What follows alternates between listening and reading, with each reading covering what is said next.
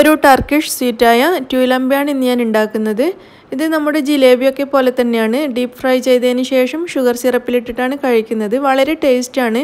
ഉണ്ടാക്കാൻ വളരെ എളുപ്പമാണ്. നമ്മുടെ കിച്ചണിൽ സാധാരണ യൂസ് ചെയ്യുന്ന സാധനങ്ങൾ മാത്രം മതി ഇത് ഉണ്ടാക്കാൻ വേണ്ടിയിട്ട്. ഇതെങ്ങനെയാണ് ഉണ്ടാക്കുന്നതെന്ന് നമുക്ക് നോക്കാം.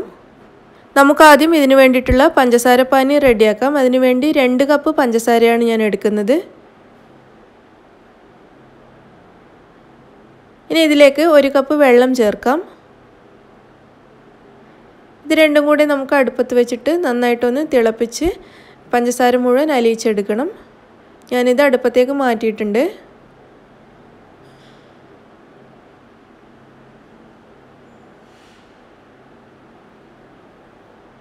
ഇത് നന്നായിട്ട് തിളച്ച് വരാൻ തുടങ്ങിയിട്ടുണ്ട്. നമുക്ക് ഇതുപോലെ ഒന്ന് ഇളക്കി കൊടുക്കുകയാണെങ്കിൽ പഞ്ചസാര പെട്ടെന്ന് മെൽറ്റ് ആയിക്കോളും.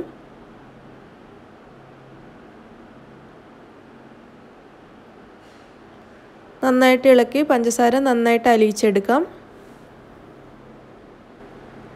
ഇതിവിടെ നന്നായിട്ട് തിളച്ച് പഞ്ചസാര മുഴുവൻ അലിഞ്ഞു തുടങ്ങിയിട്ടുണ്ട്. ഇത് നന്നായിട്ട് പഞ്ചസാരയൊക്കെ മെൽറ്റായി നമ്മൾ കയ്യിലൊന്ന് എടുത്തു നോക്കുമ്പോൾ ഒരു ഒട്ടിപ്പിടിക്കുന്ന ഒരു പരുവമായി കിട്ടിയാൽ മതി. അല്ലാതെ കൂടുതൽ ഒരു ഒറ്റനൂൽ പരുവൊന്നും ആവേണ്ട ആവശ്യമില്ല. കയ്യിലൊന്ന് തൊട്ട് നോക്കുന്ന സമയത്ത് ഒന്നിങ്ങനെ ഒട്ടിപ്പിടിക്കുന്ന പോലെ തോന്നിക്കഴിഞ്ഞാൽ നമുക്ക് ഇതിൻ്റെ തീ ഓഫ് ചെയ്തിട്ട് അടുപ്പത്തുനിന്ന് മാറ്റാവുന്നതാണ്. ഇതിപ്പോൾ നല്ല ഒട്ടിപ്പിടിക്കുന്ന പരുവമായിട്ടുണ്ട്. നമുക്കിതിനെ അടുപ്പത്തുനിന്ന് മാറ്റാം. ഇനി നമുക്കിതിലേക്ക് ചെറുനാരങ്ങ നീരാണ് ചേർക്കേണ്ടത്. ഒരു ചെറുനാരങ്ങയുടെ പകുതിയുടെ നീരാണ് ഞാൻ ഇതിലേക്ക് ചേർക്കുന്നത്.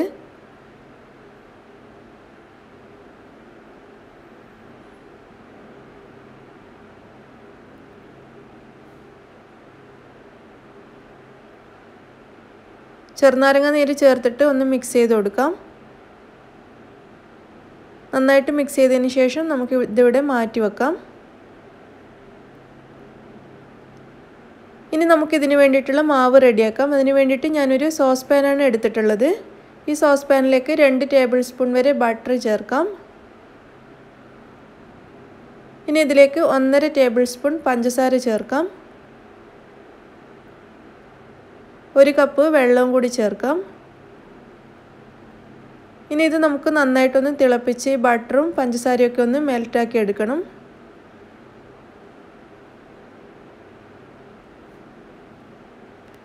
വെള്ളം ഇവിടെ തിളച്ച് തുടങ്ങിയിട്ടുണ്ട്. ബട്ടർ നമുക്കൊരു വിസ്കോ ഫോർക്കോ വെച്ചിട്ട് ഇതുപോലെ ഒന്ന് നന്നായിട്ട് അലിയിച്ചെടുക്കാം. ബട്ടർ മുഴുവനായിട്ട് വെള്ളത്തിൽ അലിഞ്ഞു വരണം. അതുപോലെ പഞ്ചസാരയും നന്നായിട്ട് മെൽറ്റ് ആവണം.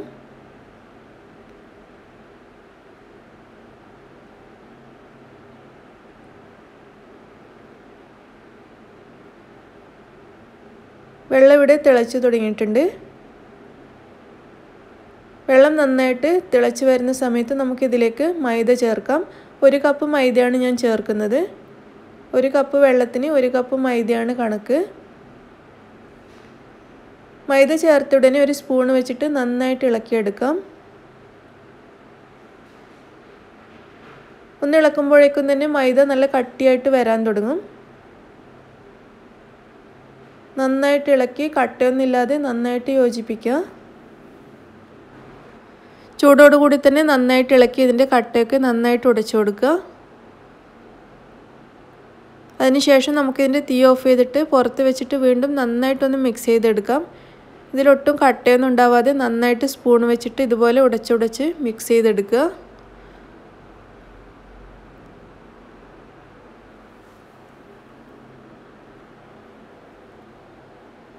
കട്ടയൊക്കെ മുഴുവൻ കളഞ്ഞ് നന്നായിട്ട് ഉടച്ചതിന് ശേഷം നമുക്കിതിവിടെ തണുക്കാൻ വേണ്ടി അടച്ചു വെക്കാം. ഞാനിതിവിടെ അടച്ചു വെച്ചിട്ടുണ്ട്. കുറച്ച് തണുത്തതിന് ശേഷം നമുക്കിതിൻ്റെ മറ്റുള്ള ചേരുവകൾ ചേർത്ത് കുഴച്ചെടുക്കാം. ഇതിപ്പോൾ ഇത് കുറച്ച് തണുത്തിട്ടുണ്ട്. നമുക്ക് കുഴക്കാൻ പാകത്തിലൊന്ന് തണുത്ത് കിട്ടിയാൽ മതി, കൈ പൊള്ളാതെ ഇരിക്കാൻ വേണ്ടിയിട്ട്. കുറച്ചൊന്ന് തണുത്ത് കഴിയുമ്പോൾ നമുക്കിതിലേക്ക് മറ്റുള്ള ഇൻഗ്രീഡിയൻസ് ചേർക്കാം. ആദ്യം തന്നെ നമുക്കിതിലേക്കൊരു മുട്ട ചേർക്കാം. ഇനി ഇതിലേക്കൊരു 1/4 ടേബിൾ സ്പൂൺ വരെ റവ ചേർക്കുന്നുണ്ട്. വറുക്കാത്ത റവയാണ് ഞാൻ ചേർക്കുന്നത്. വറുത്ത റവയാണെങ്കിലും കുഴപ്പമൊന്നുമില്ല. ഇനി ഇതിലേക്ക് 1 ടേബിൾ സ്പൂൺ കോൺഫ്ലവർ ചേർക്കാം. ഇതെല്ലാം കൂടി നന്നായിട്ടൊന്ന് കുഴച്ചെടുക്കുക. മാവിന് കട്ടി കൂടിയതായിട്ട് തോന്നുകയാണെങ്കിൽ കുറച്ച് ചൂടുവെള്ളം അല്ലെങ്കിൽ ചൂട് പാലോ ചേർത്തിട്ട് കുഴച്ചെടുത്തൊന്ന് ലൂസാക്കി എടുക്കുക. ഈ മാവ് കൂടുതൽ കട്ടി ഉണ്ടാവാൻ പാടില്ല, അല്പം ഒന്ന് നല്ലൊരു സ്മൂത്തായിട്ടിരിക്കണം. കുറച്ചൊരു ലൂസായിട്ടാണ് ഇരിക്കേണ്ടത്. നമ്മുടെ പിസ്സയുടെയൊക്കെ മാവ് പോലെ കുറച്ചൊന്ന് ഇതുപോലെ ലൂസായിട്ടാണ് ഇരിക്കേണ്ടത്. എങ്കിലേ നമുക്കിത് നന്നായിട്ട് പൈപ്പ് ചെയ്യാൻ കഴിയുള്ളൂ. നല്ല സ്മൂത്തായിട്ട് ഇതുപോലെ കുഴച്ചെടുക്കുക. ഇത് ഞാനിവിടെ കുഴച്ചെടുത്ത് വെച്ചിട്ടുണ്ട്. ഇനി ഇത് പൈപ്പ് ചെയ്യാൻ വേണ്ടിയിട്ട് ഞാനൊരു പൈപ്പിംഗ് ബാഗ് എടുത്തിട്ടുണ്ട്. അതല്ലെങ്കിൽ നിങ്ങളുടെ കയ്യിലുള്ള മറ്റേതെങ്കിലും സിപ്പർ ബാഗോ അല്ലെങ്കിൽ സാധാരണ ബേക്കറികളിൽ നിന്നും കിട്ടുന്ന ബാഗോ എന്ത് വേണമെങ്കിലും യൂസ് ചെയ്യാം. അതൊക്കെ നിങ്ങളുടെ ഇഷ്ടത്തിനനുസരിച്ച് എടുക്കാം. ഇതിലേക്ക് നമുക്കൊരു സ്റ്റാർ നോസിൽ കൂടി കടത്തി കൊടുക്കാം. ഈ പൈപ്പിംഗ് ബാഗിൻ്റെ ഉള്ളിലേക്ക് ഞാനിത് കടത്തിയിട്ടുണ്ട്. ഇനി ഈ ബാഗിൻ്റെ ഉള്ളിലേക്ക് നമ്മൾ റെഡിയാക്കി വെച്ച മാവ് ചേർത്ത് കൊടുക്കാം.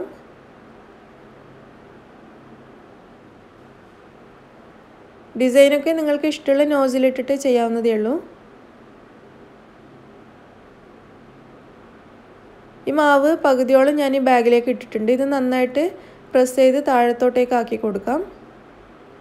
മാവ് അല്പം ലൂസായിട്ടിരിക്കണം, എങ്കിലേ നമുക്ക് ഈസി ആയിട്ട് പൈപ്പ് ചെയ്യാൻ കഴിയുള്ളൂ. നല്ല കട്ടിയുള്ള മാവാണെങ്കിൽ നമുക്കിത് പൈപ്പ് ചെയ്തിടാൻ കഴിയില്ല. ഇത് ഫ്രൈ ചെയ്യാൻ വേണ്ടി ഞാനൊരു ചീനച്ചട്ടിയിൽ ഓയിൽ ചൂടാക്കാൻ വെച്ചിട്ടുണ്ട്. ഇത് നന്നായിട്ട് ചൂടായിട്ടുണ്ട്. നമുക്കിനി ഇത് പൈപ്പ് ചെയ്തിട്ട് ഈ എണ്ണയിലേക്ക് ഇട്ട് കൊടുക്കാം. ഇതിൻ്റെ അറ്റം ഇങ്ങനെ മുറിഞ്ഞ് വരില്ല. ഒരു കത്രിക വെച്ചിട്ട് മുറിച്ച് കൊടുക്കുന്നതായിരിക്കും നല്ലത്. കത്രികയോ കത്തിയോ വെച്ചിട്ട് അറ്റം ഒന്ന് കട്ട് ചെയ്തിട്ട് കൊടുക്കാം. ഇതുപോലെ പൈപ്പ് ചെയ്തിട്ട് അറ്റം കട്ട് ചെയ്ത് നമുക്ക് എണ്ണയിലേക്ക് ഇട്ട് നന്നായിട്ട് ഫ്രൈ ചെയ്തെടുക്കാം.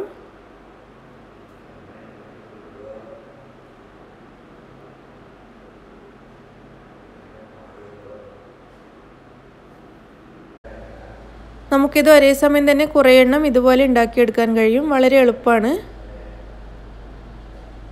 പിന്നെ ഇതിൻ്റെ ഷേപ്പ് ഈ ഒരു ഷേപ്പിലാണ് ഇത് പൊതുവേ ഞാൻ കണ്ടിട്ടുള്ളത്. അതല്ലെങ്കിൽ നിങ്ങൾക്ക് ഇഷ്ടമുള്ള ഷേപ്പിൽ ഉണ്ടാക്കാവുന്നതേ ഉള്ളൂ. ഷുഗർ സിറപ്പിൽ ഇതിട്ട് കഴിഞ്ഞാൽ നല്ല സോഫ്റ്റായിട്ടാണ് ഉണ്ടാവുക. കുറച്ചധികം സമയം ഷുഗർ സിറപ്പിൽ ഇട്ട് വെച്ചാൽ മതി. ഇട്ട് വെക്കുന്തോറും ഇത് നല്ല സോഫ്റ്റായി മാറും. നല്ല ഗോൾഡൻ കളറാകുന്നത് വരെ ഫ്രൈ ചെയ്യണം. ഒരു ഗോൾഡൻ ബ്രൗൺ കളറാകുന്നത് വരെ നന്നായിട്ട് ഫ്രൈ ചെയ്തെടുക്കണം. ചെറുതായിട്ട് കളർ മാറി വരുന്നുണ്ട്.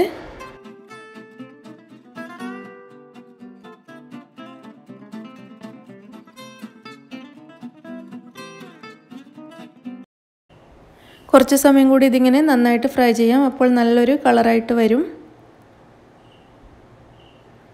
ഇതിപ്പോൾ നല്ല ഗോൾഡൻ ബ്രൗൺ കളറായിട്ടുണ്ട്. നമുക്കിനി ഇത് ഓയിലിൽ നിന്നും മാറ്റാം.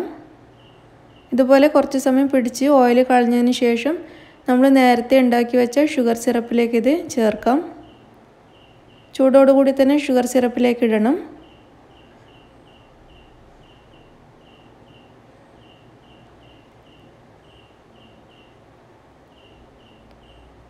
ഓയിലിൽ നിന്നും എടുത്തിട്ട് ഡയറക്റ്റ് ഷുഗർ സിറപ്പിലേക്ക് ഇത് ഇട്ട് കൊടുക്കുക. നല്ല ചൂടോടുകൂടി തന്നെ. എന്നിട്ട് ഇത് ഷുഗർ സിറപ്പിൽ നന്നായിട്ടൊന്ന് മിക്സ് ചെയ്ത് വെക്കാം. കുറച്ച് സമയം ഇതുപോലെ ഷുഗർ സിറപ്പിൽ ഇത് ഇട്ട് വെക്കണം. എങ്കിൽ നന്നായിട്ട് ഷുഗർ കുടിച്ച് നല്ല സോഫ്റ്റായി കിട്ടുള്ളൂ. ഇതുപോലെ നമുക്ക് മുഴുവൻ മാവും ഉണ്ടാക്കിയെടുക്കാം. മുഴുവൻ ട്യൂലംബയും ഉണ്ടാക്കിയെടുത്തിട്ടുണ്ട്. ഇത് പിന്നെ നമുക്ക് വേണമെങ്കിൽ ഷുഗർ സിറപ്പോട് കൂടി തന്നെ ഇതുപോലെ സെർവ് ചെയ്യാം. അതല്ലെങ്കിൽ ഷുഗർ സിറപ്പ് മാറ്റിയിട്ട് ട്യൂലംബ മാത്രമായിട്ടും സെർവ് ചെയ്യാം. അത് നിങ്ങളുടെ ഇഷ്ടം പോലെ ചെയ്യാം. ഞാനിതുപോലെ ഷുഗർ സിറപ്പോട് കൂടിയാണ് ഇത് എടുത്ത് വെച്ചിട്ടുള്ളത്.